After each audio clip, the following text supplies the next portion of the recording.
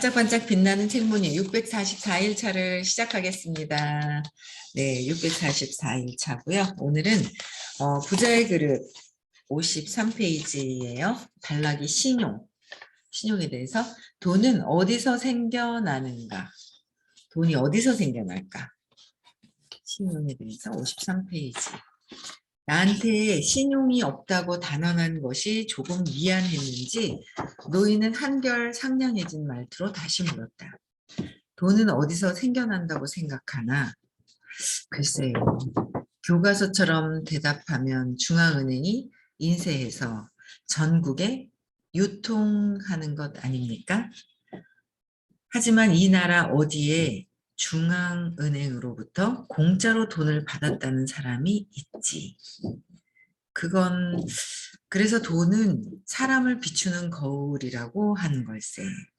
경제 시스템으로 바라보면 일련의 과정이 있겠지만 자네에게 돈을 건넬 건 실생활과 관련된 회사나 가게, 매니저, 고객, 부모님, 친구 등 그중의 누군가였을 거야. 이처럼 자네에게 돈을 가져오는 건 반드시 자신이 아닌 다른 사람이야. 금리는 자네의 신용도를 나타내는 한이에 불과하지. 즉, 남이 자네를 어떻게 보는지가 자네의 통장에 나타난다는 걸세. 남이 나를 어떻게 보는가에 따라서 나의 통장에 나타난다. 나는 깊이 한숨을 내쉬었다. 그야말로 절망적인 말이다. 이 노인은 정말 나에 대해 뭔가 알고 있는 걸까? 죄송합니다, 어르신. 말씀을 안 드렸습니다만 저는 거의 3억 원에 달하는 빚이 있습니다. 사업에 실패했거든요. 그랬군.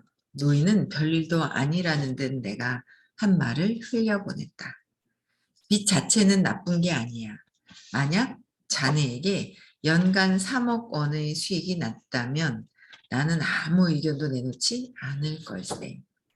연간 3억 원이라 한때는 저에게도 그게 그저 꿈 같은 숫자가 아니었지만 지금은 수입이 전혀 없습니다. 얼마 전까지만 해도 설비와 기자재는 남아 있었지만 그것마저 돈으로 바꿔서 지금은 정말 땡전 한 푼도 없습니다. 아까 밀크티를 산 돈이 마지막이었나? 네. 아하하, 유쾌한 젊은이야. 한 가지 여쭙고 싶습니다. 어르신이라면 1,000원으로 뭘 하셨겠습니까? 그 돈으로는 할 수 있는 게 아무것도 없지 않습니까? 돈은 만능이 아니야. 돈의 본질을 이해하려면 우선 그 환상에서 벗어나야 해. 1,000원을 미천으로 생각하니까 사고가 좁아지는 거야. 아까 돈은 자네를 비추는 거울이라고 했네만 그 반대는 성립이 안 돼. 즉 1,000원이 자네인 것도 아니고 3억 원의 빚이 자네인 것도 아니야. 유명한 일화를 소개해 주겠네. 한 대학에서 독특한 실습 수업을 했어. 5달러를 미천으로 돈을 버는 방법에 대해 궁리해보는 시간이었지. 그러자 학생들은 머리를 짜내어 다양한 장사를 생각해냈어. 5달러로 폐품을 사와서 재활용해 판다는 아이디어도 나왔고 값싼 정비용품을 사서 자전거 관리 서비스를 제공하자는 의견도 나왔지. 하지만 가장 높은 매출을 올리는 건 뭐였는지 아나? 바로 5달러의 학생들의 시간을 판다는 생각이었다네. 다음 수업을 시작하기 5분 전의 시간을 기업에 판 거야. 그 대학에는 우수한 학생이 많았기 때문에 기업들이 5달러의 그 5분을 사서 자사를 홍보할 수 있게 한 거지. 결국 5달러짜리 물건이라는 틀에 얽매이지 않은 학생들의 승리로 끝이 났다네요.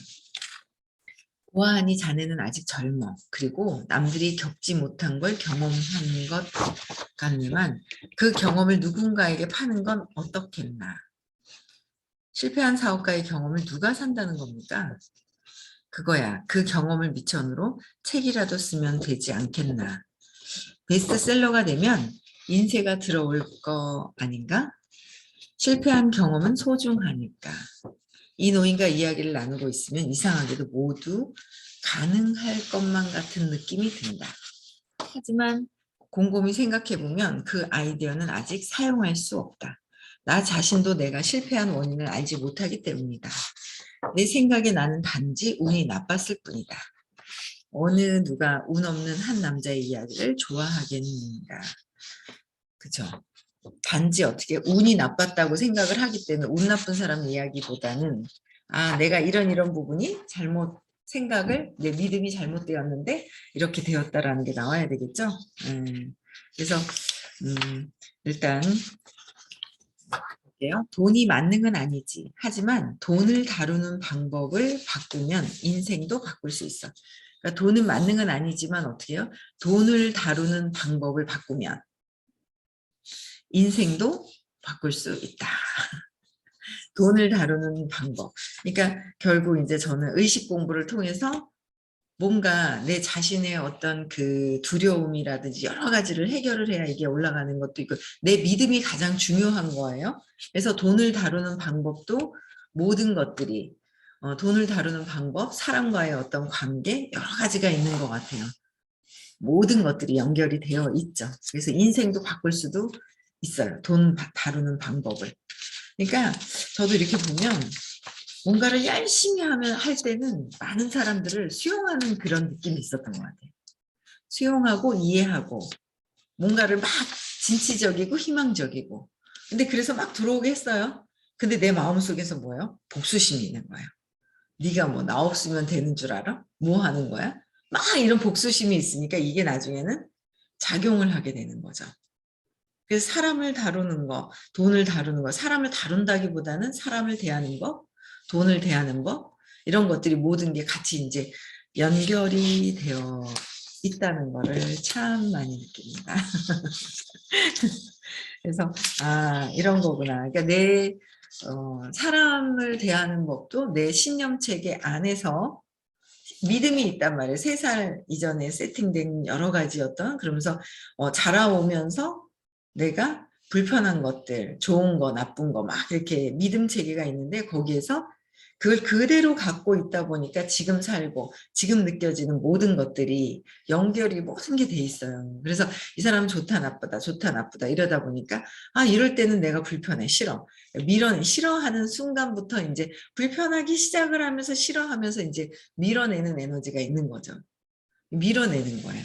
밀어내다 보니까 나를 떠나게 되고 나만 떠나는 게 내가 밀어내기 시작을 하면서 뭔가 근데 그게 있는 거예요.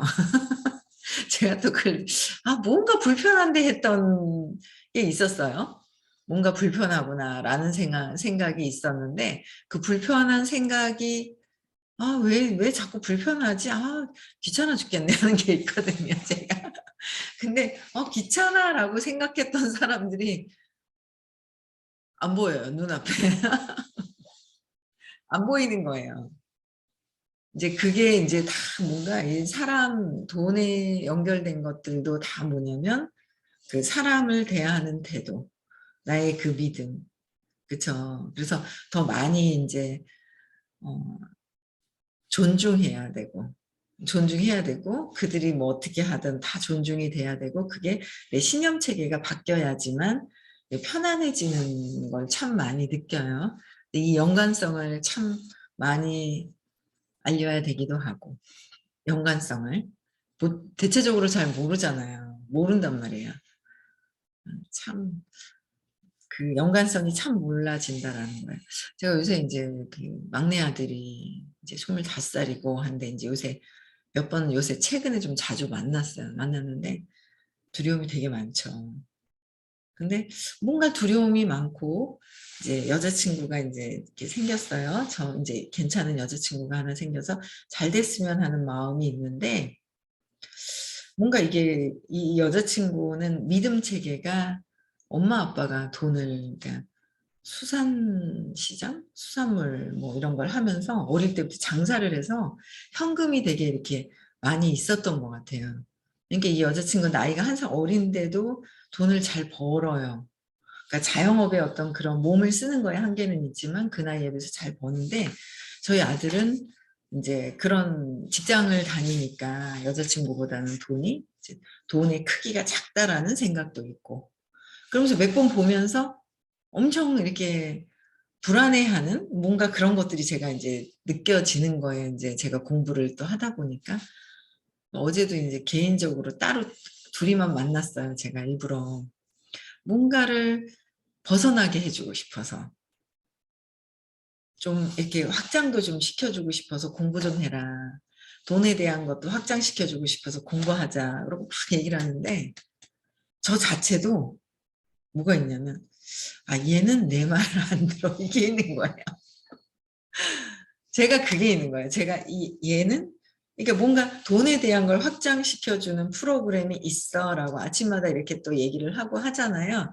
그래서 그거를 알려주고 싶잖아요. 이제 그 자식이라는 어떤 그거로. 그래서 알려주고 싶어서 얘기를 하는데 이제 제가 아, 얘는 내 말을 셋 중에 애가 셋이 삼남매란 말이에요.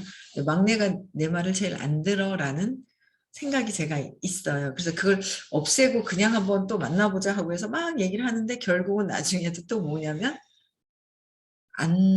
아니야 엄마 지금 나는 아니야 아니야 아니야 아니야 이러는 거예요. 그래가지고 그러면서 나중엔 또 답답해지는 게 또 있는 거예요.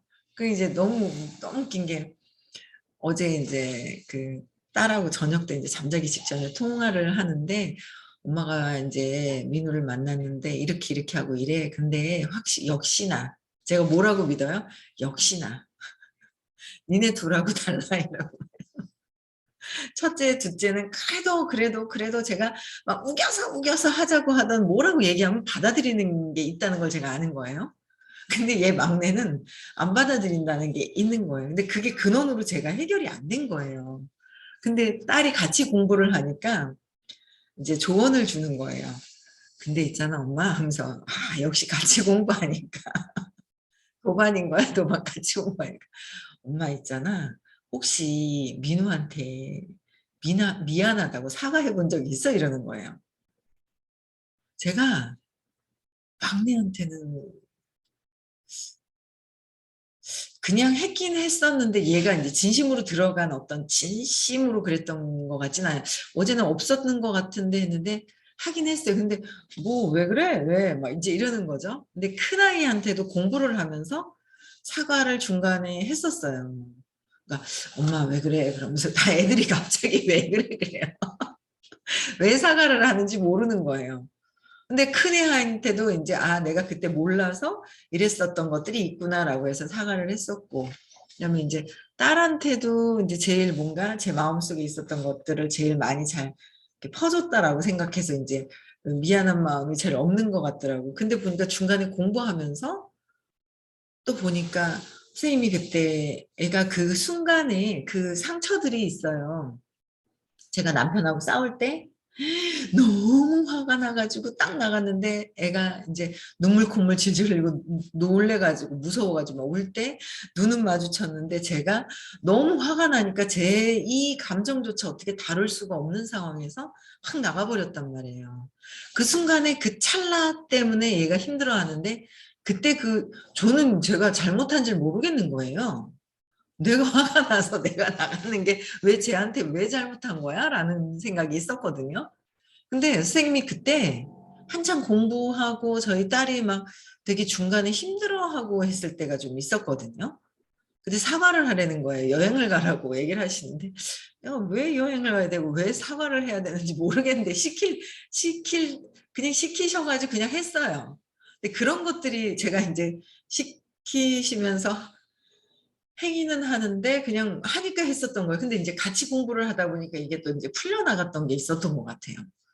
근데 이제 막내한테는 진심으로 제가 진심으로 이제 사과를 안 했던 것 같아요. 왜냐면 이제 요새 그리고 이제 정말 임신했을 때 제일 바빴고 인큐베이터 속에 한 달을 엄마랑 떨어져서 있었고 얘는 박스 안에 들어가는 걸 싫어해요.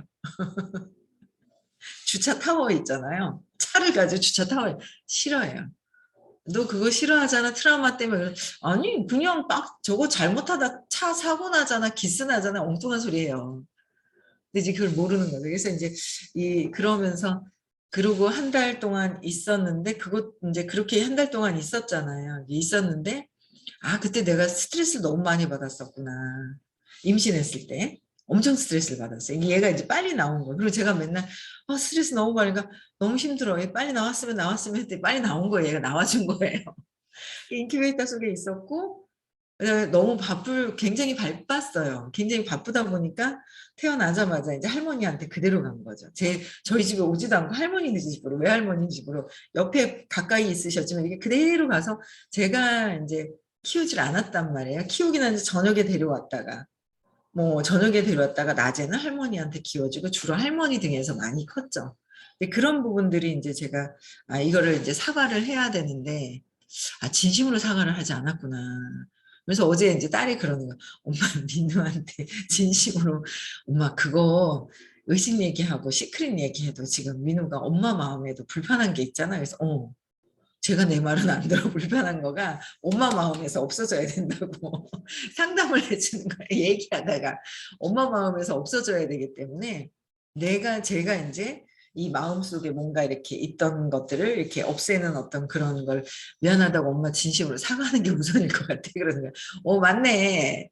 네 말이 맞네. 진심으로 이제 사과를 하고 그 뒤에 뭔가 이렇게 얘기를 했을 때 진심으로 진짜 좋은 거를 얘기를 해줘도 얘가 받아들이는데 진심으로 뭔가 이게 이제 그 진심이 아직은 이제 연결이 안 되는 거예요. 그러니까 저 자체가 그런 거죠. 진심으로 진짜 이렇게 하면 제 마음속에서 이렇게 그러니까 나 진심으로 이 돈에 대한 걸 확장시키기 위해서 얘기를 한다고 진심으로 진짜 했거든요. 그러니까 엄마 그래 난 알겠는데 이러면서 그런데 하면서 이게 탁 치고 그런데 하면서 탁 치고 뭐 이런 게 있는 거예요. 그게 이제 제 마음속에서 있었던 이 부분이 제가 진심으로 했던 이 마음이 있어야 그 뒤에 이야기가 들어가는 거예요. 그래서 그거를 어제 딸이 이제 제가 또 이제 캐치를 못했던 거를 딸이 또 캐치를 해주는 거예요. 그래서 그래 그거부터 해야 되겠다. 이제 또 다시 1대1로 만나서 그거부터 해야 되겠다라는 생각이 드는 거예요. 그러니까 A 입장에서는 그냥 그러니까 그냥 그렇게 해서 바빴으니까 그럴 수도 있어라고 한다 하지만은 그 어린 아이 입장에서의 그 상처가 있단 말이에요. 그걸 또 이렇게 풀어줘야 되는 것들이 있는 거예요. 그래서 그거를 또 한번 해봐야 되겠다는 생각이 듭니다. 그래야 이 아이가 엄마에 대한 그 원망으로부터 시작이 돼서 나를 엄마가 분명히 낳은 건 엄마인 것 같은데 주로 보이는 건 할머니인 거야. 암만 할머니가 자기 새끼같이 잘 키워줬다 해도 아이들한테는 엄마가 이제 최고인 거예요. 엄마에 대한 그 어떤 그 상처로부터 해서 이렇게 나온 거죠. 그래서 제가 그래서 이거부터 해결을 해야 되겠구나라고 어제는 딸한테 조언을 다 들었습니다. 그래서 맞네. 그래야 이게 둘이 이제 엄마가 나를 버렸어. 그죠? 버려진 아이는 성공할 수가 없죠. 나는 버려진 아이야라는 믿음이 있다면 성공이 안 되죠. 돈을 벌 수가 없는 거예요. 그러니까 그냥 먹고 살 수 있는 정도의 어떤 그것만 하고 막 그러는 거죠. 그래서 그런 부분들을 돈과 성공에 관련된 거와도 3살 이전의 정서적인 신념과도 모든 것들이 이제 다 연결이 되어 있다라는 거예요. 그래서 이제 돈을 어떻게 인생도 바꿀 수 있다. 돈을 다루는 거 모든 것들이 같이 이제 연동이 돼서 바뀔 수 있다라는 거. 7페이지 볼게요. 나는 자네에게 신용과 돈에 대해 말하려던 참이었는데 한 예로 금리를 들어보지. 하지만 그게 전부는 아니야. 우선 돈이 어떻게 성립되는지부터 말하는 편이 더 이해하기 쉬울 것 같네. 돈의 역사란 신용의 역사와도 같다. 돈의 역사와 신용의 역사가 그래서 경제가 처음 성립됐을 땐 사람들은 오직 물건만 믿었어. 이른바 현물이지. 눈앞의 물건과 물건을 교환함으로써 경제가 성립될 수 있었다네. 하지만 그것만으로는 경제가 잘 돌아가지 않는 상황이 생기기 시작했어. 경제에 시간관념이 들어갔기 때문이야. 지금 당장은 물건이 없지만 길까지 원하는 걸 마련해 줄 테니 이걸로 교환해 주시오. 기다려주는 만큼 얼마를 더 얹어주겠소. 이런 대화가 정말 오갔는지는 모르겠지만 실제로 교환하기까지 필요한 시간을 선조들은 약속이라는 형태로 성립시켰어. 그리고 약속을 증명하는 증거가 발행됐다네. 그게 당시에는 문신 같은 형태였는지도 모르고 끈 한 가닥이었는지도 모르지. 약속을 증명하는 증거가 발행이 됐대요. 그래서 어쨌든 이때가 바로 돈이 탄생되는 순간이라네. 이제 기다리는 동안에 왔다 갔다 하는 거래, 그렇죠? 그게 이제 돈이 약속, 증거가 돈이 나왔다라는 거예요. 그러니까 경제에 대한 시간관념도 받아들이고 시공간도 없어라고 얘기하시는데 경제에 대한 시간. 나는 이 돈에 대한 크기를 나는 100만 원 벌기는 나는 10만 원 벌기는 쉬운데 100만 원 벌기는 시간이 걸리고 1,000만 원 버는 것도 내가 시간이 걸린다라는 것까지도 다 받아들여서 이게 이제 늦어진다라는 그런 것들도 다 있고 어쨌든 돈의 역사가 신용의 역사다라는 거죠. 약속 기다리는 동안에 그래서 신용이라는 거예요. 이제 그래서 물건과 물건이 아니라 물건과 신용이 처음으로 거래된 거야. 시간 개념 다음에는 지역 개념이 들어갔지. 이 신념들이 자꾸 생기는 거야. 시간, 지역, 막 이런 것들이 이제 신념이 생기는 거예요. 경제 규모가 커지면서 마침내 어디서든 가치가 인정됨과 동시에 유통비용이 낮은 금화가 발명됐어. 그리고 그것이 현대에 통용되는 지폐의 기원이 됐다네. 이처럼 시간을 거슬러 올라가면 돈은 곧 신용이 모습을 바꾼 것임을 알 수 있어. 국가는 그 수표의 이서한 보증인에 불과하고 그리고 약속을 지킨 사람은 더 큰 거래가 가능해졌어. 신용도가 높을수록 더 비싼 거래도 가능해지는 거지. 이게 뭘 의미하는지 알겠나? 신용이 생기면 돈이 생긴다는 겁니까? 맞아. 바로 그거야. 부자는 신용의 힘을 알고 있어. 그래서 반드시 약속을 지키려고 하고 남의 믿음에 부응하려고 하지. 돈은 남으로부터 오는 거니까. 마침내 신용은 커다란 돈을 낳고 그 사람이 가질 수 있는 돈의 크기도 자연히 커져. 그러면 또다시 신용도가 상승하는 구조인 거야. 그러니까 여기서 이제 부자는 신용의 힘을 믿는다 그랬잖아요. 신용이 생기면 돈이 생긴다. 근데 그 신용이 저 사람들과 나하고의 그 신용이잖아요. 저 사람들과 나하고의 신용이라고 믿어요. 그런데 결국은 또 뭐예요? 내가 나를 믿는 거예요. 내가 나를 믿었을 때 저 사람들에 대한 신용이 이제 이렇게 내가 나를 못 믿기 때문에 저 사람도 못 믿게 되더라고요. 제가 요번에 너무 웃긴 게 신기한 게 이제 화요일 날인가 스님이 오셔가지고 이제 뭐 명상 자격증 뭐 이렇게 얘기를 하시는 거예요. 그래서 명상 자격증 얘기를 하시는데 처음에는 이렇게 하시더니 뭐 이렇게 치유사 이제 박사 과정에 있는 사람들을 듣고 그분들이 한 7분들 정도 되니까 밑에 이제 박사 석사 과정에 있는 사람들도 듣고 해서 한 10명 정도 해서 이제 순차적으로 이제 공부할 수 있는 그 순위를 이 공부할 수 있는 순위 있잖아요. 그거를 이제 치유사, 박사, 석사 이렇게 먼저 그 자격을 먼저 주고 이렇게 하시는 것 같더라고요. 근데 그거를 얘기를 하시는데 제가 알겠어요. 어떤 분이 자꾸 있잖아요. 저보고 그거를 왜 따야 되는 거야? 눈 감고 가만히 있으면 되는 거 아니에요? 명상이 막 이러고 자꾸 물어보는 거야. 그분이 돈에 걸려서 그렇구나. 돈에 걸려 있으니까 명상은 눈 감고 하면 되는 거 아니에요? 그래서 아니 사람들 보고 명상 자격증을 주신다는데 자격증을 준대 눈 감고 있으세요 하고 땡 하면 돼 그게 자격증 그거 뭔가 할 일이 아니지 않냐 그랬는데 그분이 자꾸 그게 궁금한 게 아니라 돈에 걸려가지고 자꾸 그렇게 물어보시네. 돈에 걸리니까 그거 아니에요? 단순한 거 아닌가 이렇게 얘기를 하시는데 보니까 밑둥에 이제 돈에 걸리는 게 있어요. 그래서 저도 이제 이렇게 보니까 정은 선생님이 그 얘기를 하시는 거예요. 그러니까 뭐든지 선생님이 이제 얘기해 주시는 거는 다 이제 했거든요, 여태까지. 근데 해서 손에 간 거가 하나도 없어요.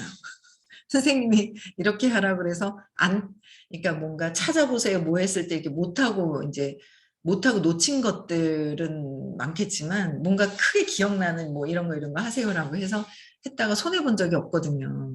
다 오케이, 예스 하는 게 제일 좋거든요. 그래서 그냥 당연히 하는 거로 생각하고 그다음에 이제 9월에 또 이제 그 세도나 킨스 박사님 10주기 뭐 이것도 네, 갑니다. 그렇게 얘기했단 말이에요. 근데 얘기를 하시는데 처음에 이제 보다가 이제 딱 서운한 거예요. 뭐냐면 이렇게 13일 날이 오리엔테이션인데 제가 그때 없거든요. 이제 금요일 날 이제 오리엔테이션 하는 날 제가 없어요. 그래가지고 내가 없는 날인데 오리엔테이션 할 때 내가 없는 날인데 언제 말씀을 드리지 막 하다가 이제 수업 중에 저는 못 가는데요라고 제가 말씀드렸어요. 저는 못 가는데요 그랬더니 제 기억에 뭐가 기억에 남냐. 제가 어제 저녁에 강의를 다시 들었어요. 분명히 선생님이 이상한 거야. 선생님이 이상해. 저는 분명히 선생님이 이상해라는 이제 그게 딱 이제 선생님이 이상해. 나는 정상이야. 선생님이 이상해. 그런 거예요. 그래서 서운한 마음이 탁 들어오는 거예요. 뭐냐면 이제 얘기하시는 게 제가 기억을 한 거는 그래? 13일 이제 제가 이제 사장님이 이제 이렇게 메시지는 사장님이 이제 안 계시는 없구나. 근데 뭐 그냥 하지 어차피 들을 거 아니냐. 어차피 들을 거 아니냐. 그러니까 그냥 진행하지라는 얘기로 들은 거예요. 그러니까 나 없어도 잘 돌아가는구나. 그러니까 어떻게 보면은 그것만 봤을 때도 어떻게 보면 내가 이제 뭘 해도 알려주시면은 하는 사람이구나라고 해서 이제 믿어주시는 것도 있잖아요. 어떻게 보면. 근데 저는 나 빠져도 뭐 다 잘 되니까 나 빼고 해도 된다는 거구나. 하면서 막 확 서운한 거예요. 엄청 서운한 거예요. 그래서 서운한데 선생님이 서운한 게 막 확 들어와서 그래 뭐 없어도 다 잘 되지 뭐 누가 죽는다고 해서 이 세상이 무너지는 것 같지만 사실 누가 죽든 뭐가 어떻게 되든 돌아가는 건 다 돌아가게 되어 있잖아요. 그렇죠? 그래서 뭐 없어도 되지 뭐 하고 서운한 마음이 이렇게 들어왔었단 말이에요. 들어왔었는데 어제 이제 제가 이렇게 다시 들었어요. 들었는데 너무 신기한 게 또 있잖아요. 뭐라 그랬더라? 뭐라 그러셨냐면 한번 바꿔보기 한번 그러면은 바꿔보기도 한번 의논을 해보고 안 되면 들을 거니까 그냥 하지 이렇게 하셨는 거예요. 두 가지가 다 있었던 거예요. 근데 저는 요것만 듣는 거예요. 나 빼고 한다. 요것만 들리는 거예요. 나는 분명히 정확하게 있잖아요. 나 빼고도 다 잘 되니까 그냥 하는 거야만 들은 거예요. 근데 이제 분명히 그거는 딱 맞았는데 뭔가 아닐 거란 말이에요. 선생님이 전체적으로 한 사람 한 사람 한 사람 한 사람들의 어떤 그런 것들을 다 이렇게 하시는 거를 제가 알거든요. 다시 들었더니 내가 앞에 거 안 듣고 이 뒤에 하신 그 뒤에 말씀만 들은 거예요. 그러니까 제가 그래서 선생님을 못 믿겠어 이런 마음이 드는 거 있잖아요. 그럼 그렇지. 그게 왜 그럼 그렇지라는 마음이 항상 보면은 남편한테 그럼 그렇지. 근데 그게 또 이제 그러면서 그 생각을 하면서 떠오르는 게 뭐냐면 엄마가 그럼 그렇지 동생 낳고 나서 그럼 그렇지 하면서 그게 계속 이렇게 타고 내려가지는 거예요. 그러니까 엄마가 아이고 그럼 그렇지 나를 보다가 동생 본다고 그래 나한테 관심이 없었잖아. 나를 버렸잖아. 엄마한테 배신당했다라는 게 있거든요. 엄마한테 배신당했어. 배신당해서 나는 혼자 버려졌어. 라는 게 아주 그 근원적으로 내가 버려져서 엄마를 믿지 못해 라는 게 있는 거예요. 그래서 그게 결국은 엄마를 믿지 못하는데 결국은 그 사랑이 엄마를 통해서 온 그 생명체의 그 움직이는 그 사랑이 엄마가 아닌 신의 사랑으로 왔고 내가 사랑이라는 거로 해서 자체로 이렇게 봐야 되는데 그리고 엄마도 똑같이 삼남매를 다 사랑을 해줬다라는 거. 근데 거기서 봐야 되는데 그게 아직도 안 되니까 못 믿는 거예요. 그래서 제가 믿지 못하는 거에 대한 게 엄청 아직도 있는 거예요.